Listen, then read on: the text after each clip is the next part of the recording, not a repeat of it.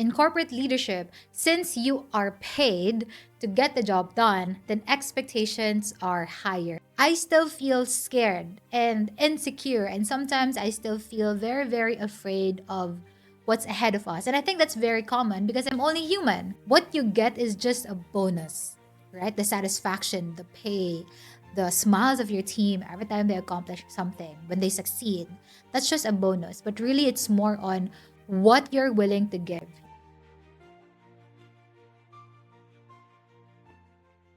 What if I told you that most of the leadership lessons I learned not from a corporate job, but from being a student leader?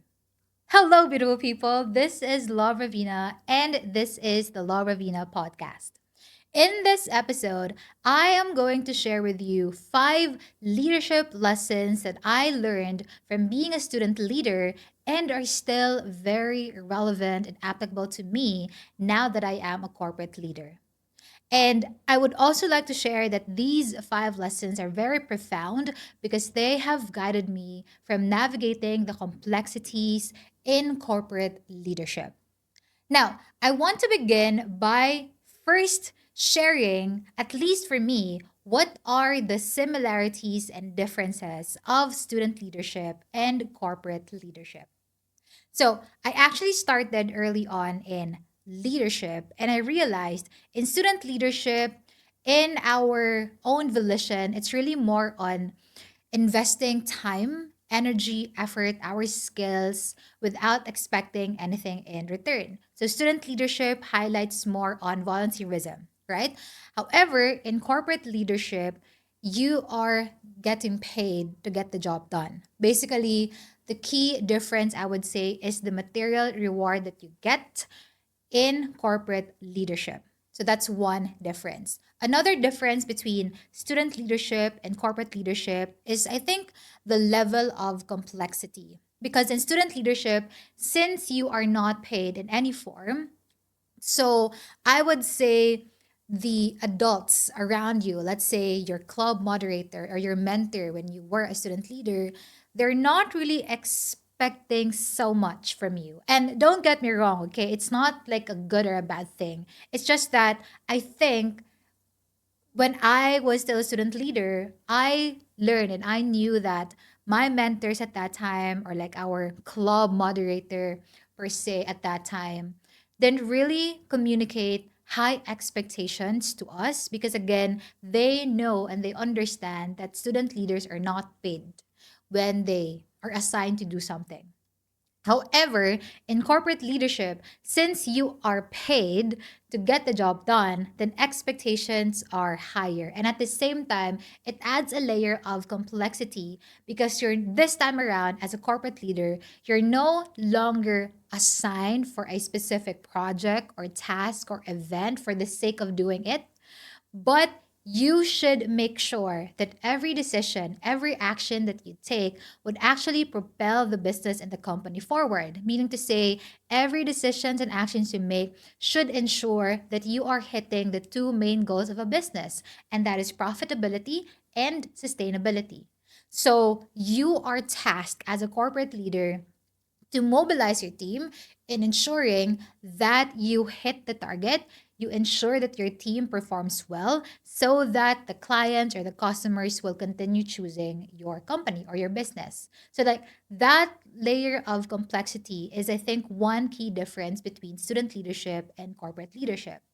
And another key difference I would say would be the burden that you carry in student leadership and corporate leadership. Well, in student leadership, although you are not expected to do much, right? But still, since you said yes to that role, since you accepted the position or the role that you're in, then there's still that level of burden that you carry with you as you lead your team. But in corporate leadership, I would have to say that the burden is much, much heavier and bigger at the same time because you are by this time responsible for the livelihood of your team. I mean, our employees, our associates, they chose that company, they chose your business or your company because they believe that their mission in life and the mission of the business are aligned. And at the same time, they trust that the company or the business will help them put food to the table.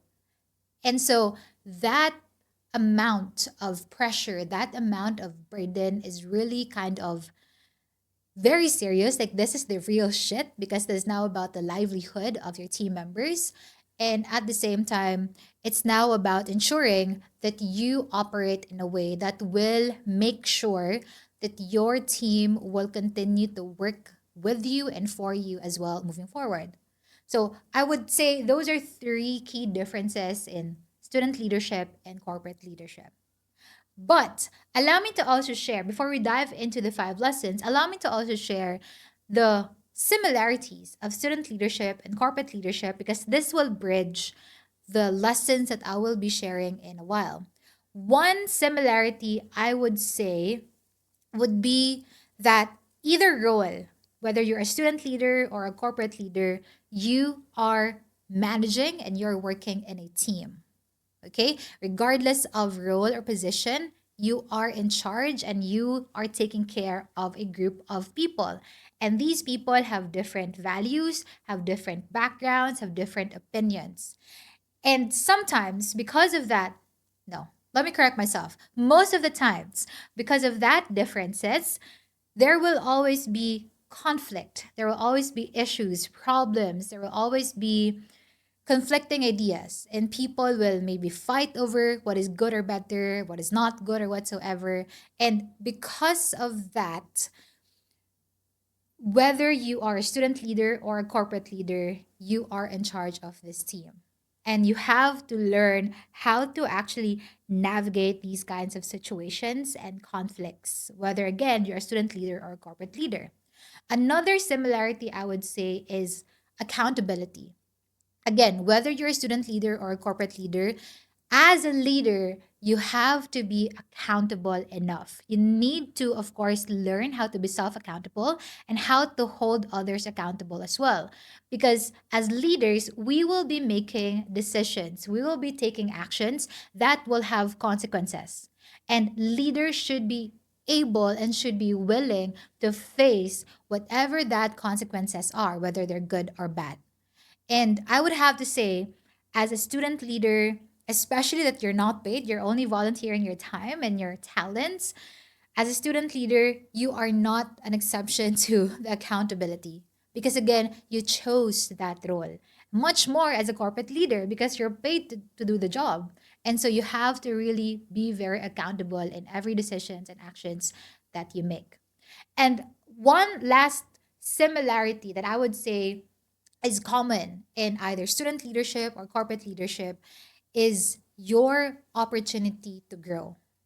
I would say the beautiful thing about leadership is that every interaction, every decision, and every action that you make will allow you to grow and become a better person. And I would have to say that because when I was a student leader, that was very, very much evident.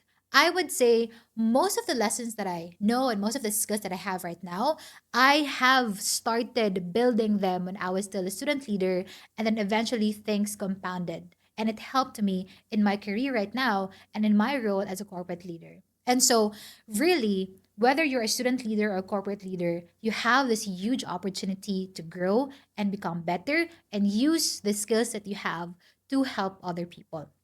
And when I was thinking about what topic I will be sharing in my next episode, I decided why not like really talk about the truth, the beautiful things and the ugly things about leadership. And so here I am, and I would like to share with you five lessons that I learned from being a student leader.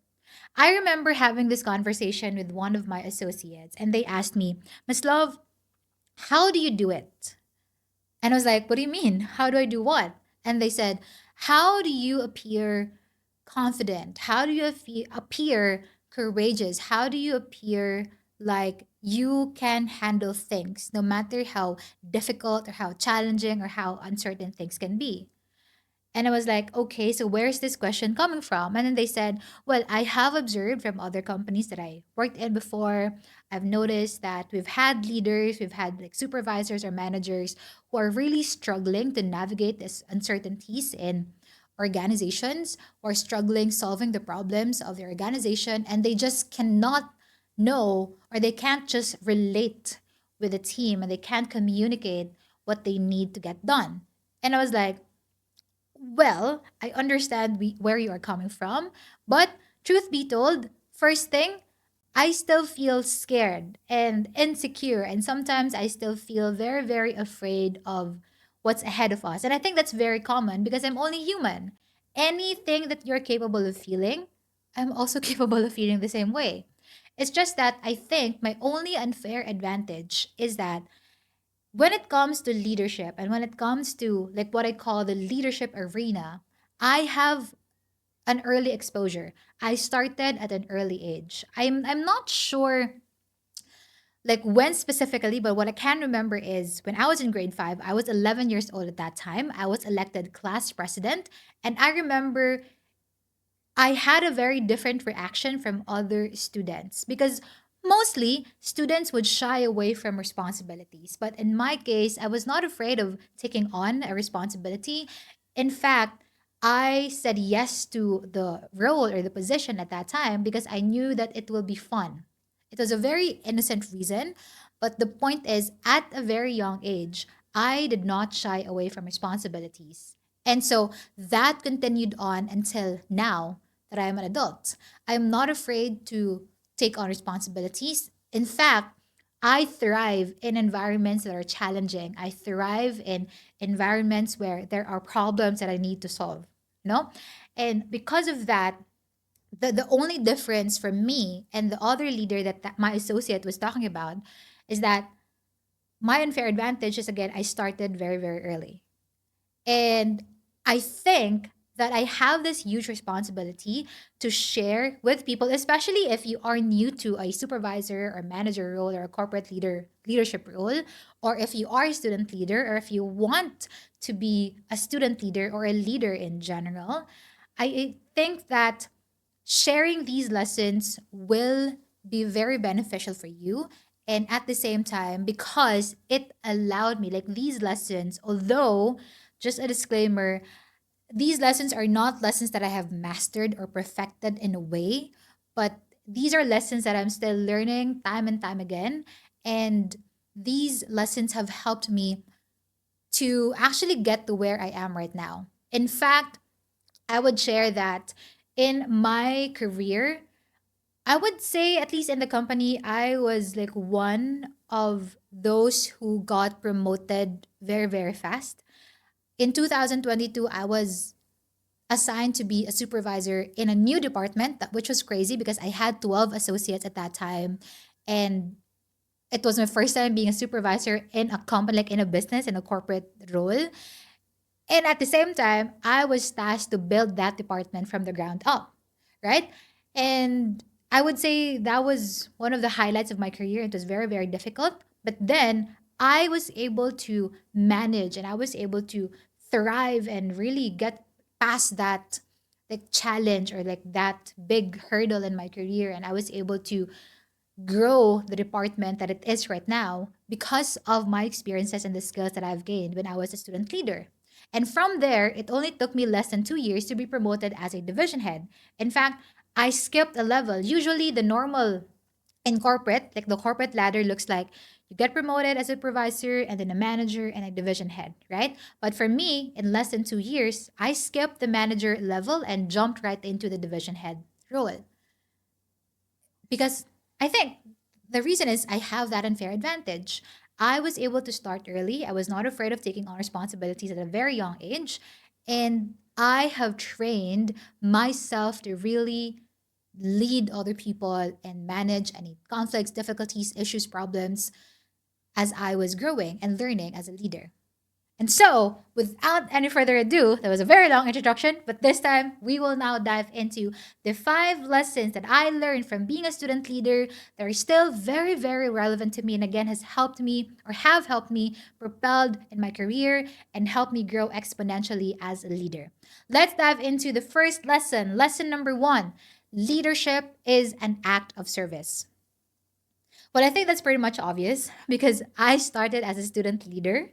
And again, I was not rewarded in any way. I did not receive any material reward as a student leader, except if there will just, free food or free snacks every meeting, but like just that it. But like aside from that, nothing else. And so at a very young age, at an early age, I realized that leadership is actually an act of service.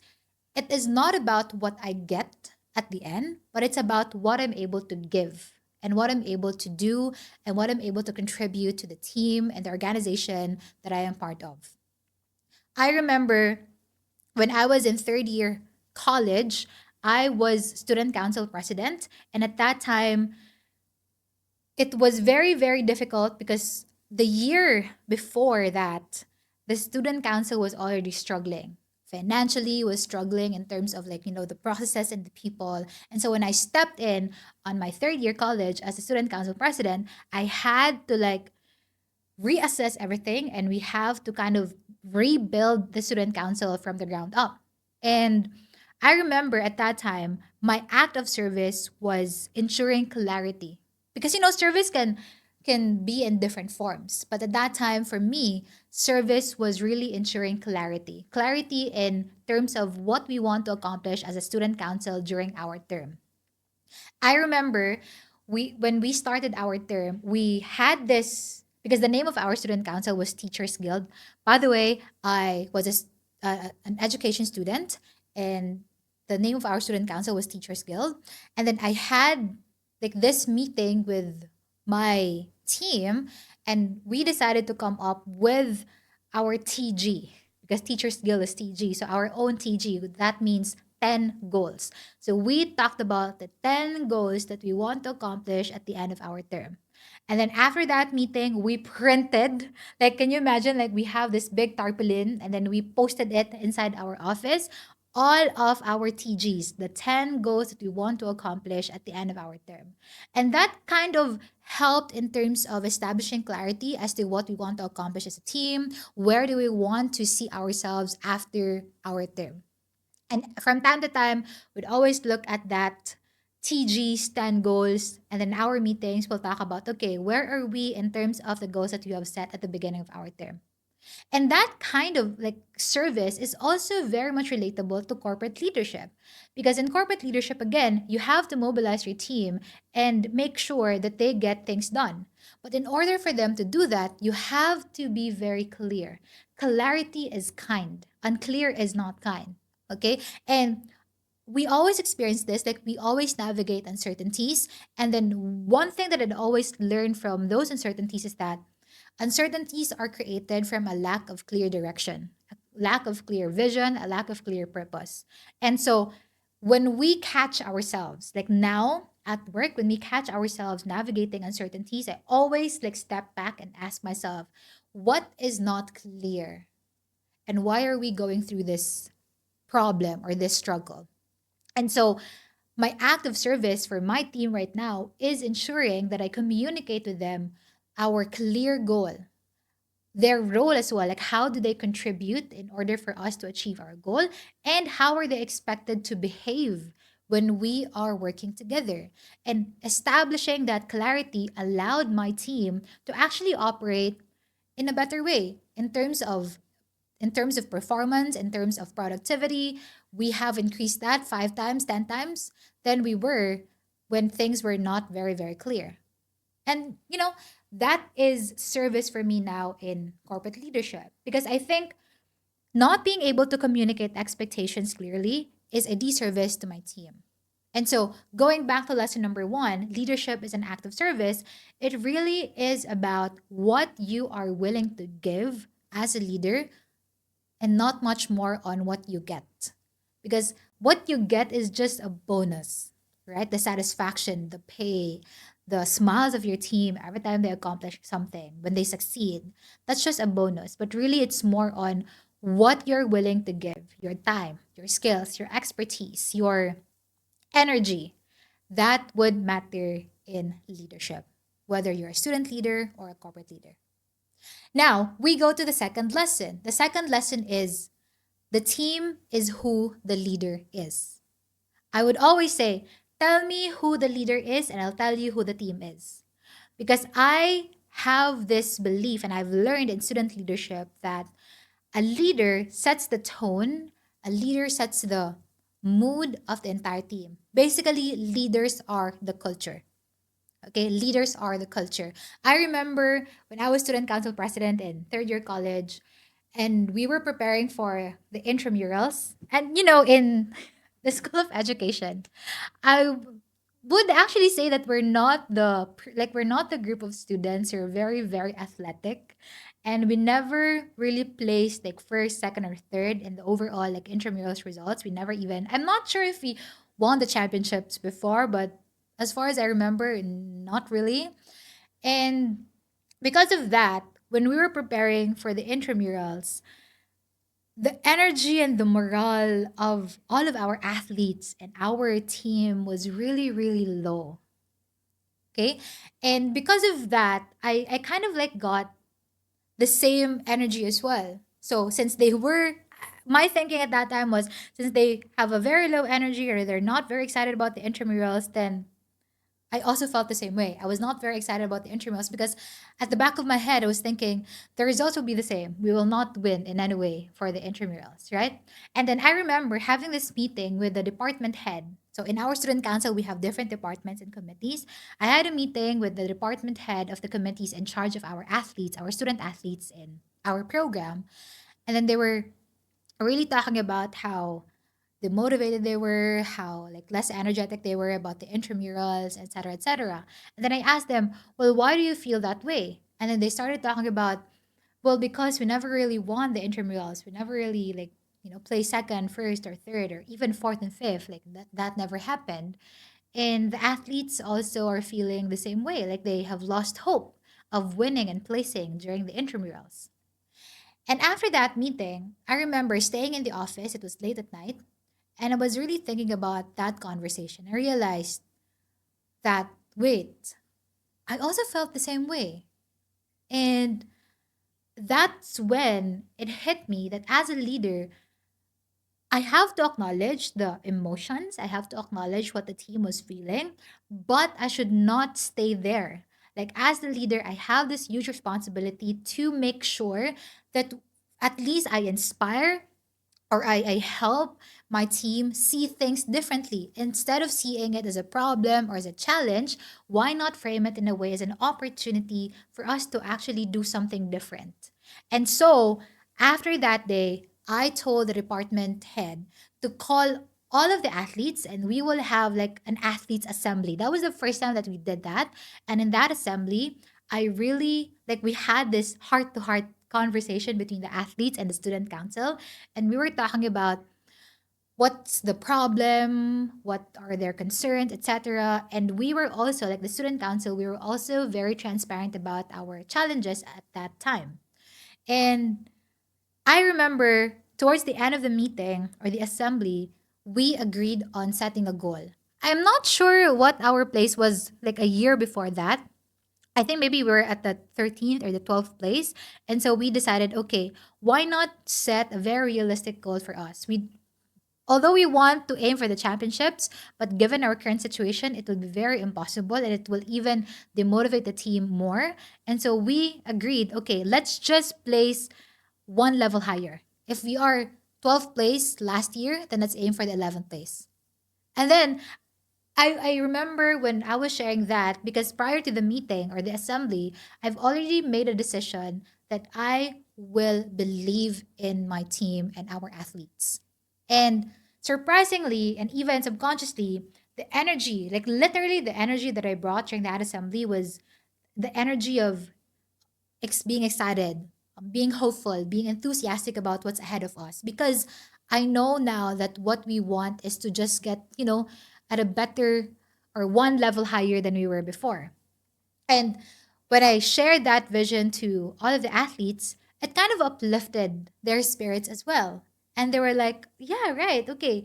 Although we want the championships, but we have to be very realistic about our current situation right now. So let's aim for a level higher. And what's so good about that is that because of that one conversation, because of that one assembly, because I showed up with hope, with enthusiasm, and with much energy, it kind of changed the mood and the atmosphere. And at the same time, it kind of changed the energy of the entire team and all of the athletes. And that's when I realized, okay, as a leader, the way that I show up actually matters. Like if I show up groggy, demotivated, then my team will see it and they will also be the same. Like they will also be doing the same thing, groggy, demotivated, not interested, apathetic, etc. And so that's when I realized as a leader, I need to take full accountability and responsibility in terms of how I show up to my team. And I was able to bring that lesson in corporate leadership. So now I make sure that I am intentional in terms of the words that I use, how I communicate with my team, literally how I show up, like how I dressed up, how I talk to them during our meetings, our one-on-ones, etc. I am more intentional about that now because I know that my mood, the way that I show up, my energy affects the entire team. Though sometimes I slip. It's not always like 100% perfect or like 100% like that. But what's important for me now is I am able to catch myself and I'm able to like think about the experience and tell myself, okay, tomorrow, let's show up better. Okay, tomorrow, let's do this better. Let's communicate this better, etc. And that again has helped me because my team now also are becoming more conscious and more intentional about how they show up as well at work. And they kind of like not mirror, but like they because they see me showing up in that way. And so the standards that I have set for myself and the standards I show them is also something that they bring with them every time we have meetings or every time that they do their job or they do their tasks.